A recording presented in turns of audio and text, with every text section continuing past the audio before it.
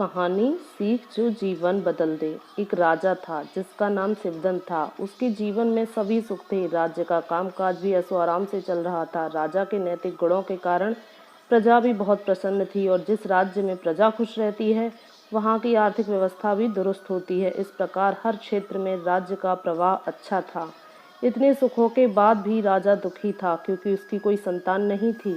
यह गम राजा को अंदर ही अंदर सताता था। प्रजा को भी इस बात का दुख था। वर्षों बाद राजा की यहाँ मुराद पूरी हुई और उसके एक पुत्र की प्राप्ति हुई। पूरे नगर में कई दिनों तक जश्न मनाया गया। नागरिकों को राजमहल में दावत दी गई। राजा की खुशी में प्रजा भी झूम रही थी। समय बीतता जा रहा था। राजकुमार का नाम नंदसिंह रखा गया। पूजा पाठ एवं इंतजार के बाद राजा को संतान प्राप्त हुई थी, इसलिए उसे बड़े लाड़ प्यार में रखा गया।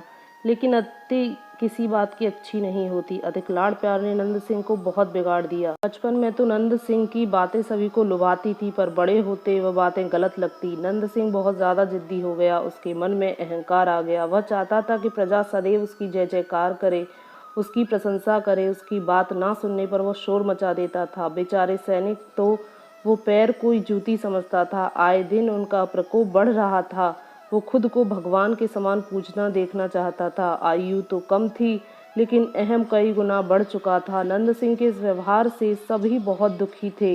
प्रजा आए दिन दरबार में नंद सिंह की शिकायत लेकर आती थी, जिसके कारण राजा बहुत दुखी होता। एक दिन गंभीर विषय बन चुका था। एक दिन राजा ने सभी दरबारियों व मंत्रियों की सभा बुलाई। उसने अपने दिल की बात कही। वे राजकुमार के इस व्यवहार से अत्यंत दुखी थे। राजकुमार इस राज्य का होने वाला भविष्य है। उसका इतना बुरा व्यवहार रहा तो राज्य की खुशहाली चंद दिनों में ही खत्म हो जाए। दरबारियों ने कहा कि आप हिम्मत रखें, निस्सहाय हो जाएंगे नहीं तो। मंत्री ने सुझाव दिया कि राजकुमार को एक उचित मार्गदर्शन एवं सामान्य जीवन के अनुभव की जरूरत है। आप उन्हें रामगुप्त आश्रम भेज दीजिए। वहां से जानवर भी इंसान बनकर निकलता है। यह बात राजा को पसंद आई। उसने नंद सिंह को गुरुजी के आश्रम में भेजा। अगले दिन राजा का पुत्र उनके साथ आश्रम पहुंचा। राजा ने गुरु रामगुप्त के साथ सिंह के विषय में सारी बात कही। गुरुजी ने राजा को आश्वास दिया कि वे जब अपने पुत्र से मिलेंगे तब उन्हें उस पर गर्व होगा। गुरुजी के ऐसे शब्द सुनकर राजा को शांति महसूस हुई और वे हर्ष के साथ पुत्र को आश्रम छोड़ राजमहल लौटे। अगले दिन सुबह गुरु के खास चेले द्वारा नंद सिंह को भिक्षा मांग कर खाने के लिए कहा गया, जिसे सुनकर नंद सिंह ने साफ इनकार कर दिया। चेले ने कहा, अगर पेट भरना है तो भिक्षा मांगनी पड़ेगी और भिक्षा का समय शाम तक ही, अन्यथा भूखा रहना पड़ेगा। नंद सिंह ने अपनी अकड़ में चेले की बात नहीं मानी और शाम होते होते उसे भूख लगने लगी, लेकिन उसे खाने को नहीं मिला। दूसरे दिन उसने भिक्षा मांगना शुरू कर दिया। शुरुआत में उसके बोल के कारण उसे कोई भिक्षा नहीं देता था, लेकिन गुरुकुल के सभी के साथ बैठकर उसे आधा पेट भोजन मिल जाता था। धीरे धीरे उसे मीठे बोल का मतलब समझ में आ गया और करीब 1 महीने के बाद नंद सिंह को भरपेट भोजन मिलने लगा। इससे उसके व्यवहार में परिवर्तन आया तथा गुरुकुल के नियमों से राजकुमार को बहुत कुछ सीखने को मिला। एक दिन रामगुप्त जी ने नंद सिंह को अपने साथ सुबह सवेरे सैर पर चलने को कहा। दोनों सैर पर निकल गए। रास्ते भर बहुत बातें की।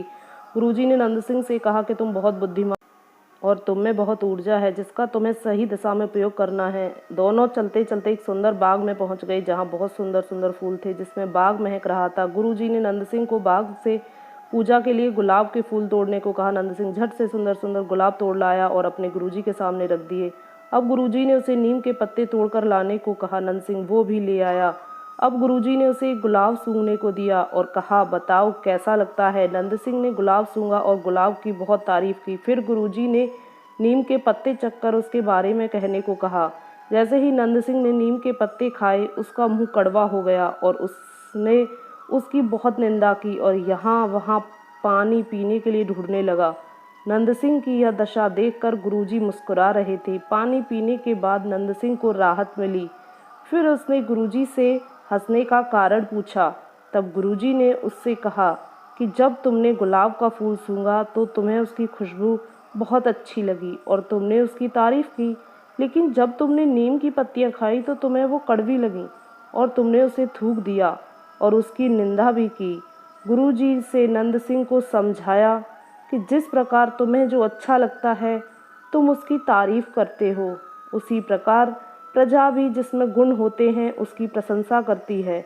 अगर तुम उनके साथ दुर्व्यवहार करोगे और उनसे प्रशंसा की उम्मीद करोगे तो वे सभी कभी दिल से नहीं कर पाएंगे। इस प्रकार जहाँ गुण होते हैं वहाँ प्रशंसा होती है। नंद सिंह को सभी बातें विस्तार से समझ आ जाती हैं और वो अपने महल लौट जाता है। नंद सिंह में बहुत परिवर्तन आता है और वो बाद में एक सफल राजा बनता है।